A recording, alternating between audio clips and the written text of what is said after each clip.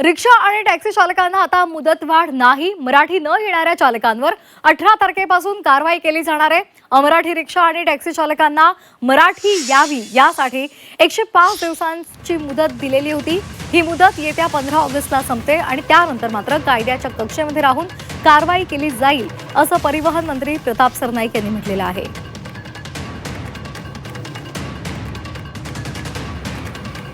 महाराष्ट्र दिन ते स्वातंत्र्य दिन ही मुदत 105 दिवसाची आम्ही दिली होती आणि त्या 105 दिवसामध्ये व्यावहारिक ज्ञान ज्या ज्या लोकांना आलं त्यांच्यावर कारवाई नाही. परंतु मी परत एकदा सांगतो, महाराष्ट्रामध्ये व्यवसाय करायचा असेल तर मराठी अनिवार्य आहे.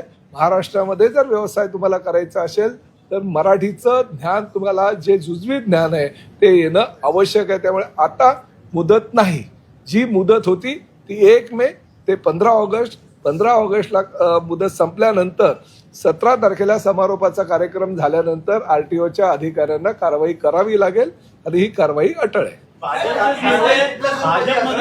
जे कायद्यामध्ये जे काही लिहिलेलं आहे, कायद्यामध्ये जी कारवाई मराठी भाषा जर आली नाही तर करणं गरजेचं असं लिहिलेलं आहे. कायद्याच्या कक्षेमध्ये राहूनच कारवाई होईल.